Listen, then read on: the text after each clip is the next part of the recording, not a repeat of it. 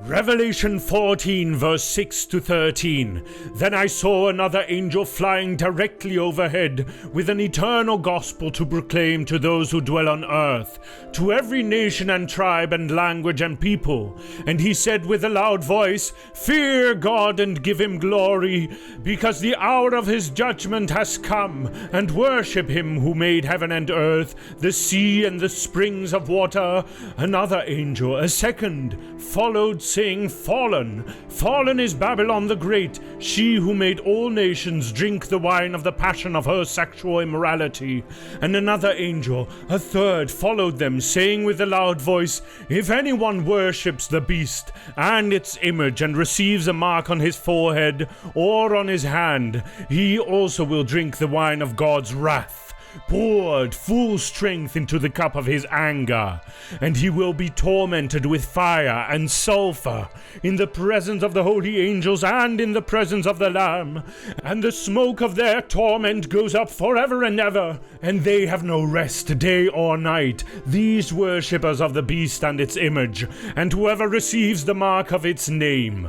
Here is a call for the endurance of the saints, those who keep the commandments of God and their faith in Jesus.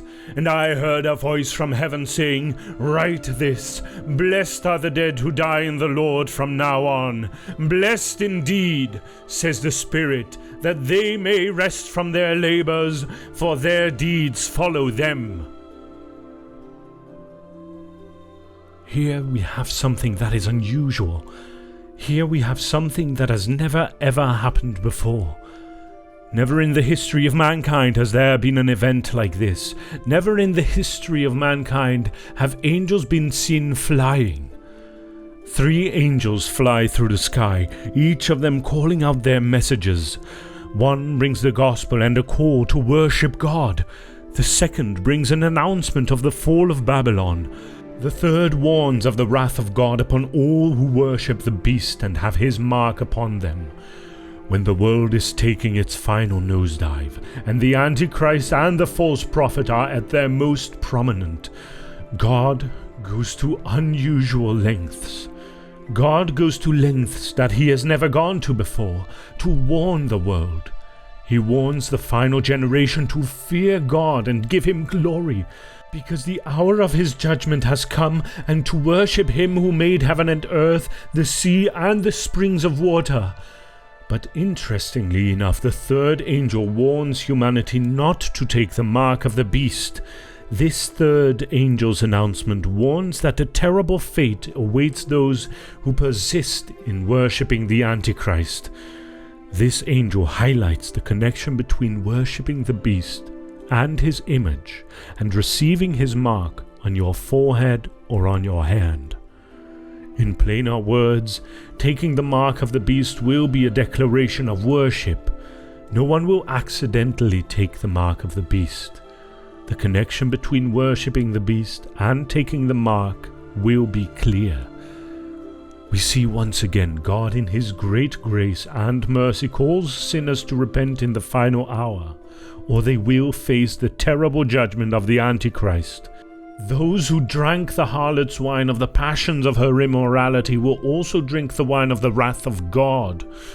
To drink the wine of the wrath of God is to experience his wrath.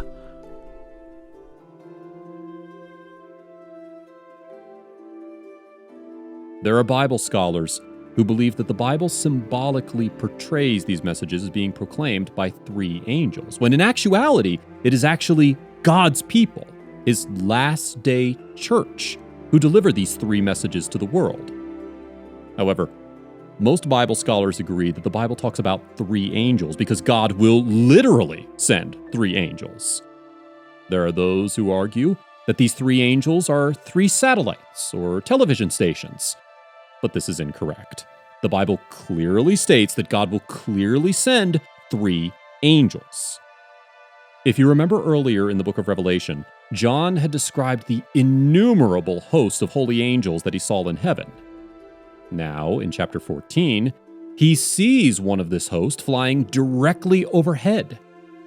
Other Bible translations say that the angel is flying in mid-heaven.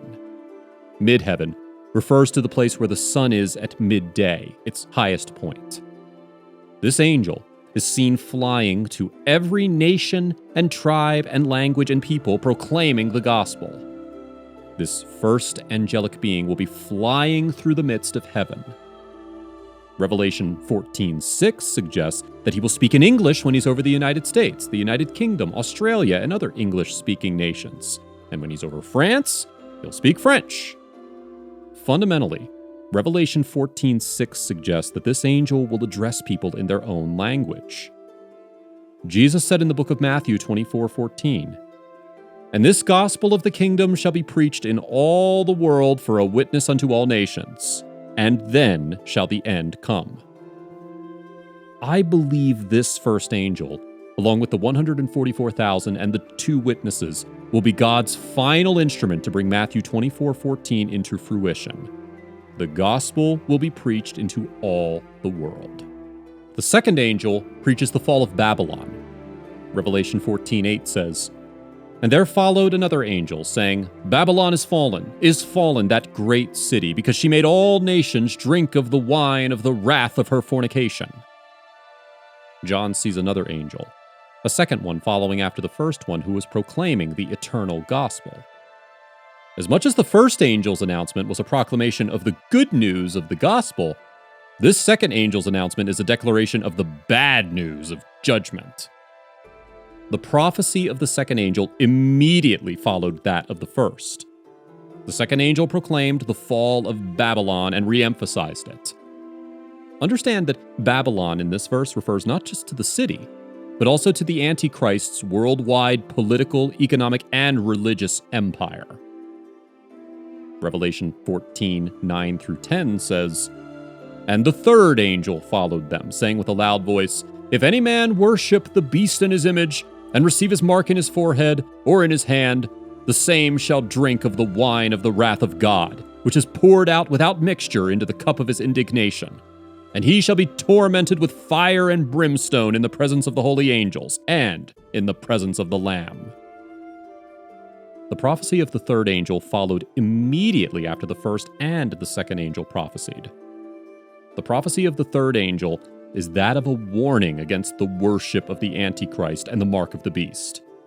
You see, God will literally send an angel to warn the world at that time not to take the mark of the beast. Therefore, to answer the question, can you take the mark of the beast accidentally? Simply put, no. If you take the mark of the beast, you will know what you are getting yourself into. If you take the mark of the beast, you will value being able to buy and sell more than salvation.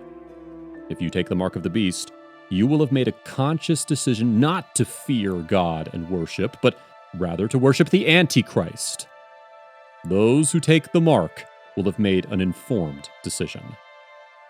The beast will have an identity, and the third angel sounded a loud warning not to receive his mark. The mark of the beast will be given either on the foreheads or on the right hands of those who worship the beast. No one will be able to say, "I did not know." Those who take the mark will do so knowing fully well that they are worshiping the Antichrist and not God. God will do all he can to warn people. He will send the 144,000. He will send the 2 witnesses. He will send the 3 angels to plead with humanity not to take the mark. But one thing God will not do is impose himself on anyone. What God will not do is take away your free choice. Those who choose to not heed his warnings and decide to take the mark will do so with full knowledge of the consequences. So the third angel will fly in the heavens, warning all of humanity in the kingdom of the Antichrist that if they do take the mark, the name, or the number of the name of the beast and worship him, they will seal their own destiny and be eternally destined to go to the same place that the Antichrist and the devil would dwell for eternity, the lake of fire.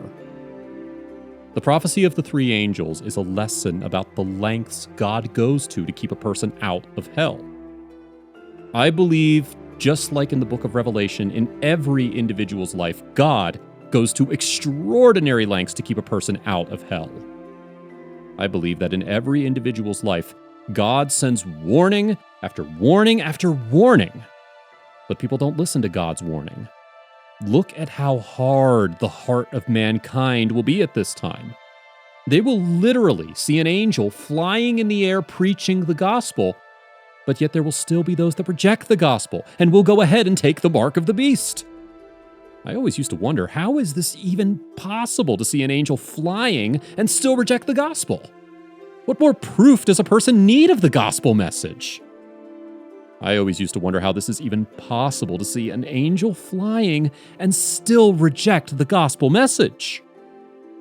John 3:19 says, "The light has come into the world, but men loved the darkness rather than the light because their deeds were evil."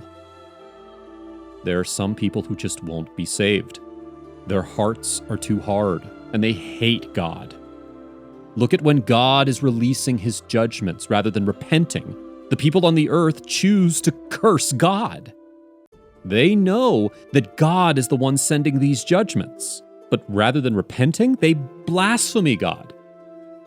Revelation 16, verses 10 through 11 says, "And the fifth angel poured out his vial upon the seat of the beast, and his kingdom was full of darkness, and they gnawed their tongues for pain, and blasphemed the God of heaven because of their pains and their sores, and repented not of their deeds." Now we see in the book of Revelation, God will literally do everything he can short of forcing a person to warn them. God will not force you, but he will present you the information. It's down to you